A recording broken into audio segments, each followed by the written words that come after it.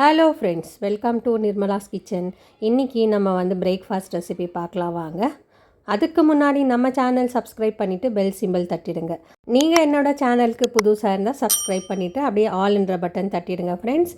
வீடியோவை ஸ்கிப் பண்ணாமல் கடைசி வரைக்கும் பாருங்கள். அதுக்கப்புறம் லைக்ஸ் கொடுத்துட்டு வீடியோ பாருங்கள். அப்போ தான் வேறு உங்களுக்கு ரெக்கமெண்டேஷன் ஆகும். வாங்க இப்போ வீடியோக்குள்ளே போகலாம். முதல்ல நம்ம வந்து அரிசியும் பருப்பு ஊற வச்சுக்கலாம். முதல்ல நான் 1 கப் அளவுக்கு இட்லி ரைஸ் எடுத்திருக்கேன். 1/2 கப்பு துவரம் பருப்பு, 1/2 கப்பு கடலைப்பருப்பு, 1/4 கப்பு உளுத்தம் பருப்பு, அதுக்கப்புறம் 1/2 கப் வந்து சிறு பயிர் எடுத்திருக்கேன், அதாவது பாசி பயிர் எடுத்திருக்கேன். 1 கப்பு தோசை அரிசி எடுத்திருக்கேன், அதுவும் சேர்த்துட்டு 1 டேபிள் ஸ்பூன் வந்து வெந்தயம் எடுத்திருக்கேன், அதுவும் சேர்த்துக்கலாம். நம்ம தண்ணி சேர்த்துட்டு நம்ம ஒரு 3லேருந்து 4 முறை நம்ம நல்லா கழுவி எடுத்துன்னு வந்துடலாம். கை வச்சு பிசைஞ்சு நம்ம வந்து கழுவி எடுத்துன்னு வரலாம். அப்போ தான் தோசை வந்து நல்லா வரும் நமக்கு. ஏன்னா இது வந்து அரிசி பருப்பெல்லாம் ஒன்றா சேர்த்துருக்கிறதுனால இது வந்து அழுக்கு நிறைய இருக்கிறதுனால நம்ம வந்து நல்லா கழுவி எடுத்துன்னு வந்துடலாம். பாருங்கள், இப்போ நான் வந்து க்ளீனாக கழுவி எடுத்துன்னு வந்துட்டேன்.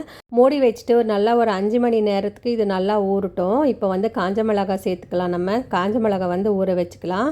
ஒரு 5லேருந்து 10 காஞ்ச மிளகாய் நான் வந்து ஊற வச்சுருக்கேன் தனி பாத்திரத்தில். இதுவும் ஒரு 5 மணி நேரம் ஊறிட்டோம். அதுக்கப்புறம் நம்ம எடுத்து மிக்சியில் ஆட்டிக்கலாம். இப்போ பாருங்கள், இது வந்து நல்லா ஊறிடுச்சு. தண்ணியை வந்து வெளியே கொட்டிட்டு நம்ம வந்து ஆட்டி எடுத்துன்னு வந்துடலாம். இது வந்து நல்லா ஊறி வந்திருக்கு. நீங்கள் வந்து செப்பரேட்டாக ஊற வைக்கிறதானா கூட நீங்கள் ஊற வச்சுக்கலாம். இப்போ பெரிய மிக்சி ஜார் எடுத்துகிட்டு இதில் வந்து போட்டு நம்ம ஆட்டிக்கலாம். நான் வந்து 2 பேட்ச் ஆட்டுறேன். இந்த அடை தோசைக்கு வந்து நம்ம நைஸாக ஆட்டக்கூடாது. இது வந்து கொரப்பாக தான் இருக்கணும். இப்போ வந்து காஞ்ச மிளகாய் சேர்த்துக்கலாம். நம்ம 2 பல் பூண்டு எடுத்திருக்கேன், பெரிய பல். 1/4 டீஸ்பூன் அளவுக்கு சீரகம் எடுத்திருக்கேன், அதுவும் சேர்த்துட்டு நம்ம வந்து பல்ஸ் மோடில் போட்டு ஆட்டி எடுத்துன்னு வந்துடலாம். இது வந்து நைஸாக இருக்கக்கூடாது, கொரப்பாக தான் இருக்கணும். ரொம்ப கொரப்பாக கூட இருக்கக்கூடாது. அப்போ வந்து சரியாக வேகாது, இல்லைன்னா நமக்கு வந்து வயிறு வலி வந்துடும். இப்போ பாருங்கள், இதில் வந்து உப்பு சேர்த்துக்கலாம். நம்ம உப்பு சேர்த்துட்டு நம்ம கட் பண்ணி வச்சுருக்கிற வெங்காயம் சேர்த்துக்கலாம். நான் வந்து 2 பெரிய வெங்காயம் எடுத்திருக்கேன். வெங்காயம் வந்து நல்லா சின்ன பீசஸாக கட் பண்ணி சேர்த்துருக்கோம். 1/4 கப்பு வந்து கொத்தமல்லி சேர்த்துக்கலாம். 2 டேபிள் ஸ்பூன் வந்து கருவேப்பிலை சேர்த்துக்கலாம். 1/4 கப் வந்து துருவின கேரட்டு சேர்த்துக்கலாம். 1/4 டீஸ்பூன் அளவுக்கு நம்ம பெருங்காயத்தூள் சேர்த்துக்கலாம். பெருங்காயத்தூள் சேர்க்கும் போது நமக்கு வந்து டேஸ்ட்டு நல்லாயிருக்கும். நீங்கள் வந்து வெங்காயத்தை வதக்கிட்டு கூட சேர்த்துக்கலாம். நான் வந்து அப்படியே தான் சேர்க்குறேன். நான் சேர்த்துட்டு இதை வந்து நல்லா மிக்ஸ் பண்ணி கொடுக்கலாம். அடை தோசைக்கு வந்து மாவு வந்து நல்லா கெட்டியாக தான் இருக்கணும், ரொம்ப கெட்டியாக இருக்கக்கூடாது. நம்ம வந்து கரண்டியில் எடுத்து ஊற்றுற மாதிரி இருக்கணும், இல்லை கையில் கூட நம்ம வந்து இதை தேய்ச்சி கொடுக்கலாம். இந்த அடை தோசைன்றதுனால இது வந்து கொஞ்சம் மொத்தமாக தான் வரும். இது நான் வந்து கொஞ்சமாக தண்ணி சேர்த்து கொஞ்சம் லூஸ் பண்ணிவிட்டு நான் வந்து மெல்லிசாக தான் ஊற்றுறேன். தோசை மெல்லிசாக ஊற்றும் போது நல்லாயிருக்கும்.